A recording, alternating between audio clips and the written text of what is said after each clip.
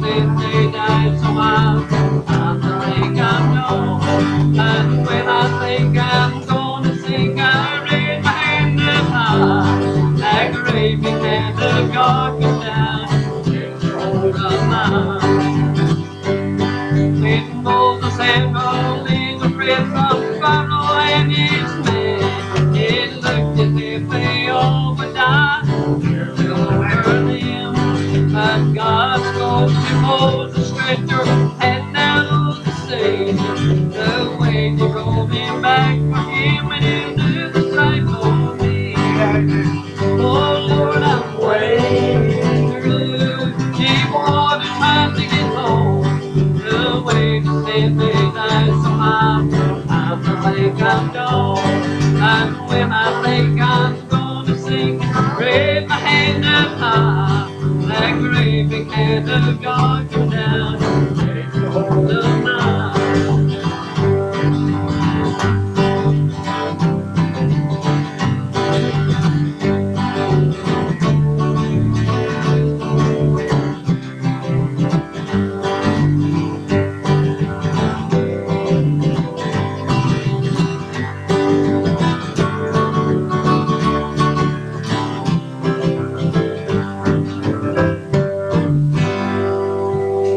I get just about done.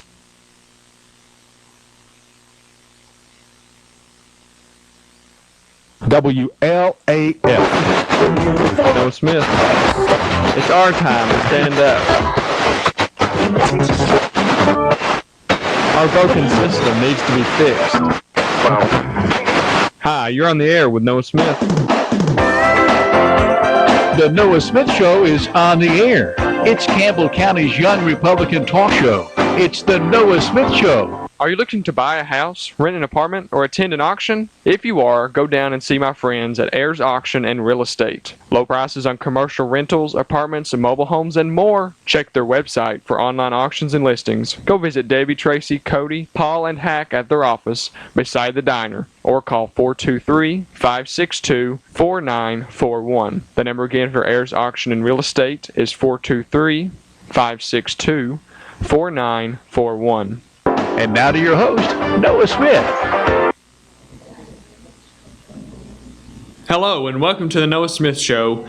I'm your host, Noah Smith.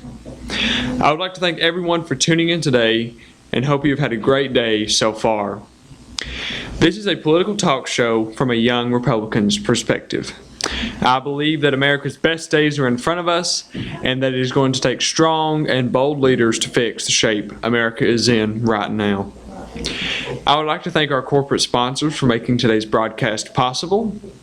R.L. Ayers and Company, Norris Lakefront Rentals, and Ayers Auction and Real Estate. Don't forget, you can call in at any time during the show, 423-566-1450 or 423-562-3557, and those numbers are located to my left. So you can call in any time during the show, give me your thoughts, your opinions, questions you want to ask me. Up on today's show, I'll be talking about Russia a little bit. We'll be talking about Russia and their newly engaged in the Syrian fight against ISIS, supposedly, in the Middle East.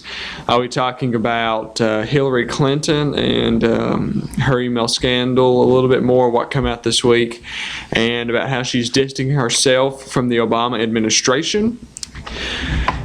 And we're talking about Planned Parenthood as well. So we've got all that lined up for today's show. Don't forget, like I said, you can call in anytime during the show. But first, up on today's show, like we always do, we're going to read the polls for this week. We're going to read the general election polls, and then we'll see some states, some key swing states that we've got listed here. But for the Republican race, we've got Donald Trump at a new high of 27%, Carson falling to 17%, Rubio at 13%, Bush at 10%, Cruz at 7%, and Fiorina at 6%. So Trump has a 10% lead in all the candidates. He's got a 10-point gap between any of the candidates.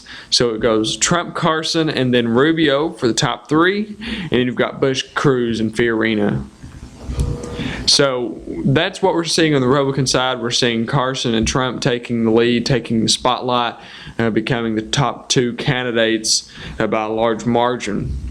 On the Democrat side, we've got Hillary Clinton gaining some more ground. She's recovering from her scandals and everything. She's back at 42%. We've got Bernie Sanders at 24%, and Joe Biden, who's not even in the race, at 20%. So Clinton's ahead, 18 points, and all the other candidates are below 2%. So we've got Clinton, Sanders, and Biden has a significant figure for not even being in the race, like I've said, for many, many weeks. And new speculations come out this week. A lot of people are speculating that Joe Biden will get in the race, will run for president. He will jump in, and that's what I've said all along. I've always said that I believe that Joe Biden will jump into the race and that he will run for president. In some key swing states, we've got Florida. On the Republican side, we've got Trump at 28%, and then the next closest to Trump is Carson at 16%, Rubio at 14%, and Bush at 12%. So Trump has had 12 points in Florida. He is beating out Carson, Bush, and Rubio, both Floridians. He's beating them out by large margins. If you combine Bush and Rubio's points together in Florida, Trump still beats them by 2 points if you combine them together. And the Democrat side in Florida, we've got Hillary Clinton at 43%. Joe Biden, and listen to this, Joe Biden and Bernie Sanders in Florida are tied at 19%. Significant. Like I said, Joe Biden's not even in the race. People are rallying heavily behind Joe Biden. So you've got Biden and Sanders tied for second. In Ohio, the Republican side, we've got Trump at 23%, Carson at 18%, Kasich at 13%, Cruz at 11%, and Fiorina at 10%. So Trump has had 5 points in Ohio. It goes Trump, Carson, Kasich, Cruz, and Fiorina. In Ohio, on the Democrat side, we've got Hillary Clinton at 40%. Joe Biden, listen to this, Joe Biden is beating Bernie Sanders in Ohio. Joe Biden is beating Bernie Sanders in Ohio, Clinton at 40%, Joe Biden at 21%, and Sanders is at 19%. So Clinton still has a 19-point lead, but you're seeing Joe Biden top Bernie Sanders. So I wouldn't be surprised if Joe Biden gets into the race. I really think he's going to get into the race. Pennsylvania side of it, we've got the Republican Party. We've got Trump at 23%, Carson at 17%, and Rubio at 12%. Fiorina at 8%. So Trump has had 6% in Pennsylvania. It goes Trump, Carson, Rubio, Fiorina, and Cruz. So Trump has had 6 points. And Democrat side of Pennsylvania, we've got Hillary Clinton at 36%. And yet again, we've seen Joe Biden's numbers beat out Bernie Sanders. Clinton at 36%, Biden at 25%, and Sanders is at 19%. So Clinton still has an 11-point lead, but that's over Joe Biden, a candidate who hasn't even declared his run for presidency. So Joe Biden's gaining on Hillary Clinton even though he's not even running. It's very significant, especially in this type of election, this very crucial political crisis election. Now we can jump into Russia. Russia has shown their aggression in Syria the past couple of weeks through bombings, through air raids. But are they working? And why are they doing? Why did they all of a sudden decide to start bombing in Syria? My personal beliefs is they've gotten to bed with the leaders of Iran, and Russia and Iran are making secret deals regarding nuclear weapons, military power and strength. They're making secret deals, and Iran wants the Ayatollah and all of the non-U.S. rebels. Iran wants to side with them in Syria. That's why you're seeing Russia start to take out, they've even taken out civilians, they're taking out the U.S.-backed rebels, and yet again, President Obama sits behind his desks with his pen and with his phone and does absolutely nothing. He sits there with his hands tied behind his back, bowing down to Vladimir Putin, praising him, because Obama knows he can't do anything. Obama can't do anything, even if he wanted to. Obama is weak. He has no strength no military strength. America is leading from behind now in the fight against terrorism and leading from behind globally in general. Defense Secretary Ash Carter said that he is taking the Russians at their word, but he thinks the strikes will backfire and and maybe even cause a civil war in Syria. So you're seeing Ash Carter come out and say, well, I kind of believe the Russians, but I think that these strikes are going to inflame a civil war. But Carter challenged Moscow's claims because the defense secretaries and the intelligence come out. They're saying that the Russians, they're bombing the U.S.-backed rebels. They're bombing the civilians in the north. They're bombing all these people who the U.S. has spent millions of dollars on, and here you go, the Russians just start dropping bombs. That raises a lot of question marks, especially on Capitol Hill. You're seeing bipartisan support come out against these Russian attacks and these bombings, and they're wanting the president to enact something, to do something militarily. They're wanting him to do something. But Russia, they've launched aerial bombardments against the opposition targets in Syria. And yet Obama himself met with the Russian officials, and they worked out plans, they worked out everything. They even said, and I quote, the meeting was constructive. And yet you're still seeing the Russians bombing in Syria. It's kind of like someone else I know, kind of like the Iranians. No wonder they're getting in bed with each other. They're just like each other. Russians and Iranians teaming up against the U.S. and the U.S.-led coalition in Syria. That would not surprise me. I mean, like Mitt Romney said, and I'm getting to him in just a minute, Russia is our worst enemy. So when the Russians started bombing, Obama administration said, hey, we've been caught off guard. What can we do? Well, you should have thought about that earlier. But Russia is trying to both fight ISIS while supporting Assad, the Iranian-backed Assad. So that's going ahead and telling you pretty obviously that the Russians are in bed with the Iranians.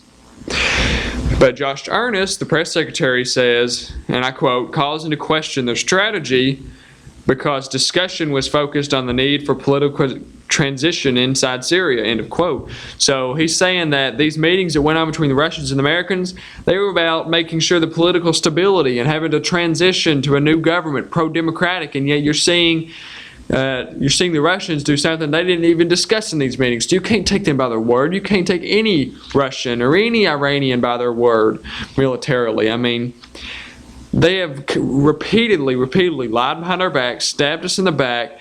You cannot take them at their word. You just can't do it. They have broken the trust between America. This is going to reset relations.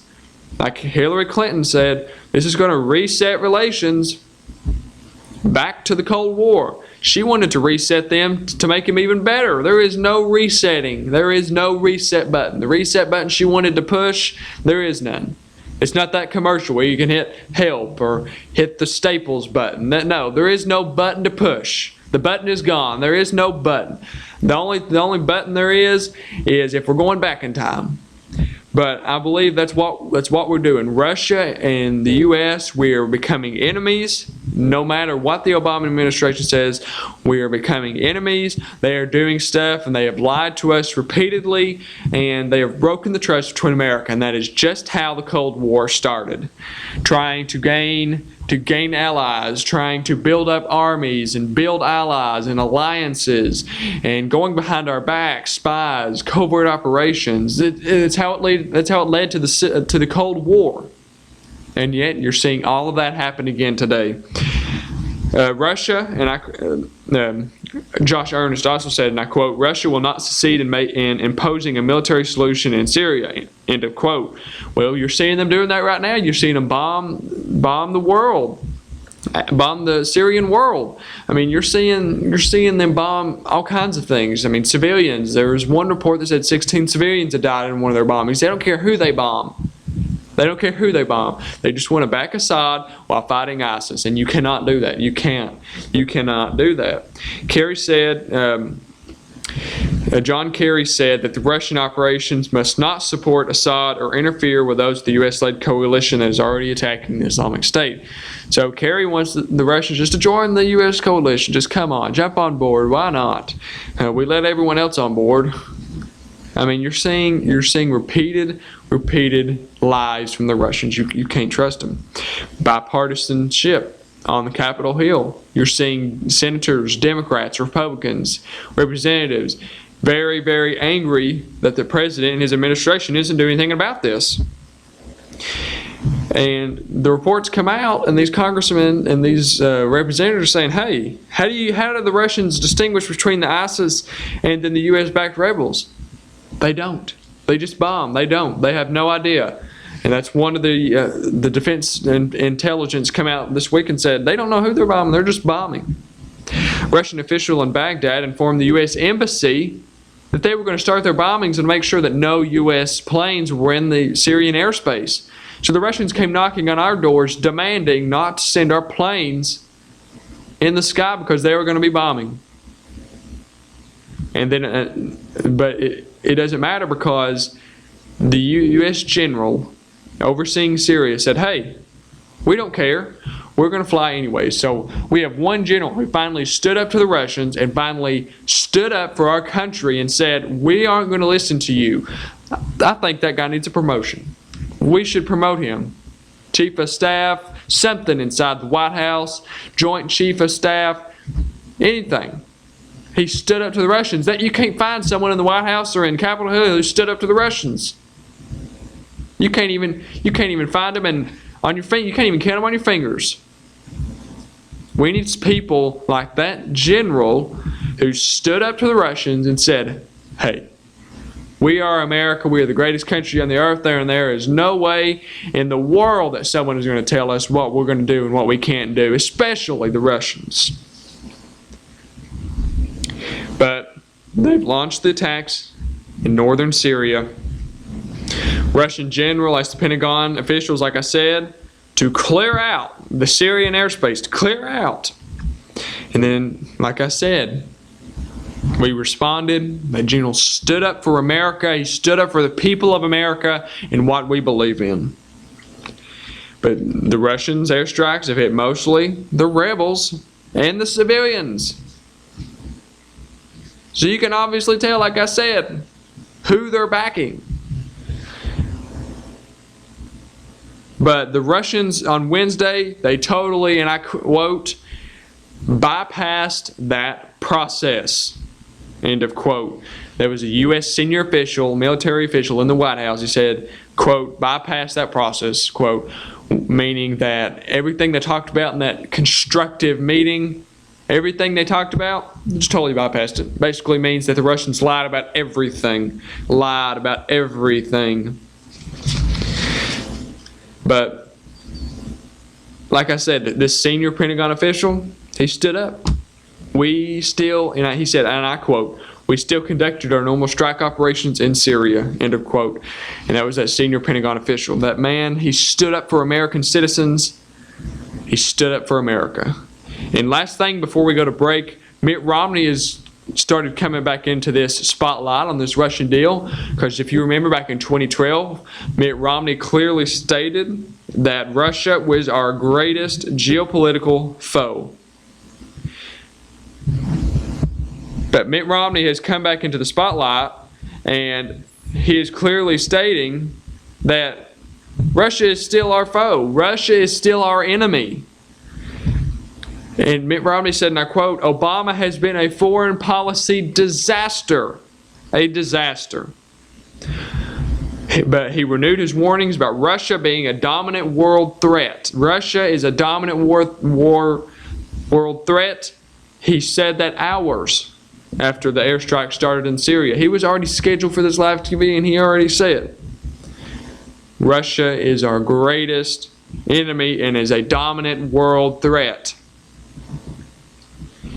Romney said, and I quote, "You don't let the Russians tell us that we can't fly over Syria," quote. We need a president like that. We need a president to say, You aren't going to tell us what we're going to do and what we're not going to do. We're going to do what we want to do because we are America and we have the greatest nation on the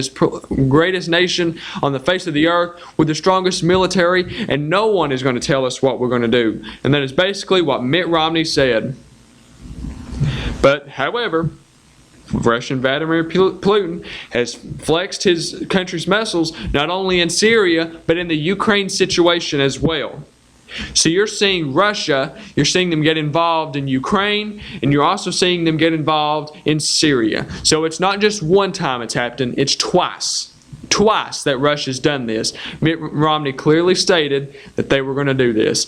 In Ukraine, Russia is helping rebels trying to topple or destroy the pro-democratic government that is backed by the United States and its Western allies. So Russia is trying to set up a communist Ukraine, but mainly in the eastern part of Ukraine, where that it used to be part of Russia. The Russians are wanting to make this whole world communist. People, wake up, America. Get out from under the rocks we're living in. Russia is a world threat. They are a threat to all humanity, all generations. They are a threat to America and its citizens. Russia is a threat to our freedom and our liberties. We need to wake up, America. Send our concerns to Capitol Hill. Protest on the streets. I don't care what you do, but we need a president who is going to find some courage and some backbone to finally stand up to one country in this whole world during his whole presidency and say, no, we are America. No, we are not doing this, and you aren't either. But Romney and other Republicans repeatedly argue that Obama said Assad would cross a red line in Syria. Remember when Obama said, and I quote, cross a red line, when he was referring to the chemical weapons that Assad was going to use to kill its citizens and civilians? Well, it come out with the intelligence, and yet Assad used chemical weapons, and Assad crossed his so-called red line, and you've not seen anything from the Obama administration. You've not seen them take any action to stand up and place their feet firmly on the ground and say, you crossed our red line, we're going to do this and this. You've not seen any of that. You've not seen the Obama administration invoke any kind of repercussions to Assad.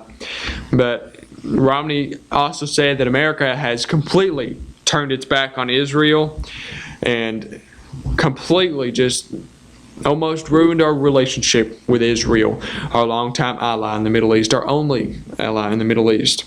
And the last quote from Mitt Romney I read from this interview is he said, "You may love the president for a lot of reasons. His rhetoric might be soaring, but the results have been truly, truly, terribly disappointing." End of quote.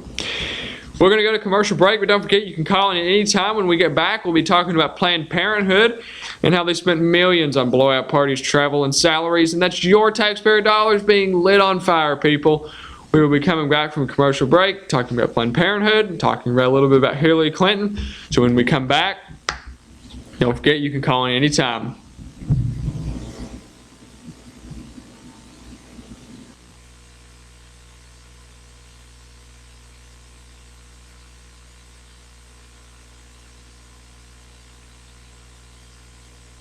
Wanting to spend some quality time with your family or just a vacation on the lake? Go online and visit NorrisLakefrontRentals.com and reserve your condo or house today. My good friend Mary Lamb, property manager, would be glad to help you set up your perfect vacation getaway. Visit the website and see what's available. NorrisLakefrontRentals.com. Great quality guaranteed. NorrisLakefrontRentals.com. NorrisLakefrontRentals.com.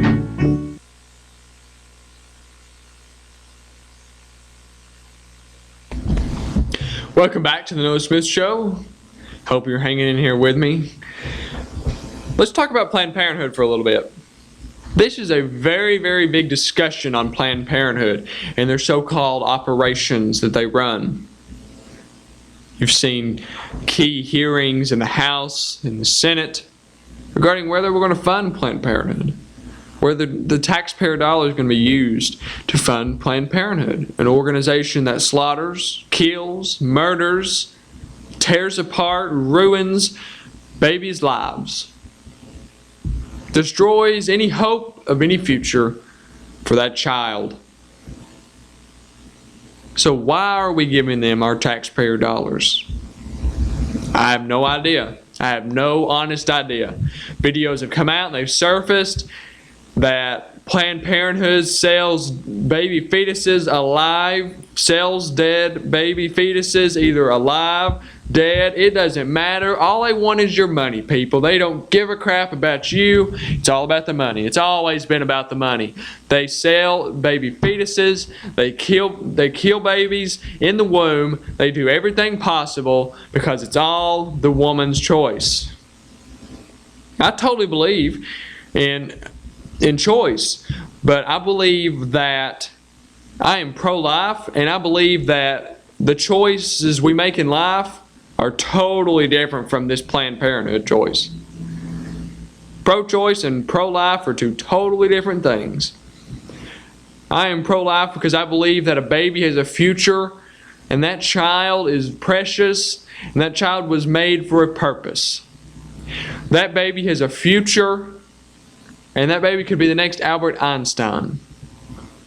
The choices we make down the road in life, they're totally different from being pro-choice. Pro-choice is meaning you're wanting to kill children. You are wanting to potentially slaughter a child, sell their fetus in Planned Parenthood. I mean, how could you do that? There's no words to really comprehend that. There aren't any words to really comprehend that. And this program supports it. They draw people in. They draw people in every day. And yet taxpayer dollars are still being sent to this organization. Why? I have no idea, like I said. I have no idea. I'm glad I don't pay taxes because it's sickening to see our government spend them the way they do. It's sickening to see our taxpayer dollars being spent the way they are. Luxury vacations here, planes around the world here, let's go to casinos here. No. The government wasn't set up to be everyone's playhouse. The government wasn't set up to get everyone gets a check, everyone gets a phone, let's go here, let's go there. No. The government was set up so people pay taxes and then those taxes be returned to the people in services, public services. You get incentives here, tax cuts. That's what the government's supposed to be. Under this administration and former administrations alike, the government has turned completely upside down. I bet every one of our forefathers is turned over in their grave. Every one of them. It's absolutely sickening. And then here you have Planned Parenthood blowing millions of taxpayer dollars on blowout parties, travel, increase their salaries. So we're basically paying them right in their pocket. You might as well just go hand your tax dollars to someone in Planned Parenthood. Might as well. That's all they're using it for. Planned Parenthood and its affiliates have spent millions in recent years on blowout parties, first-class travel, and increased salaries, according to a report from the chairman of the House Oversight Committee. Representative Jason Chaffetz, a Republican from Utah, publicly accused the organization of spending a big wad of taxpayer dollars and a big wad of its budget on non-healthcare business, nothing related to Planned Parenthood. They're spending it on themselves. A big chunk of their budget is being spent on themselves.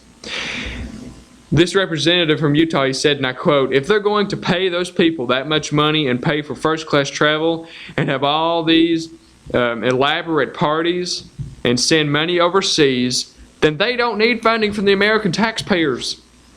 That's absolutely right. If they've got all this money to spend on these parties, increased salaries, first-class travel, they don't need our money.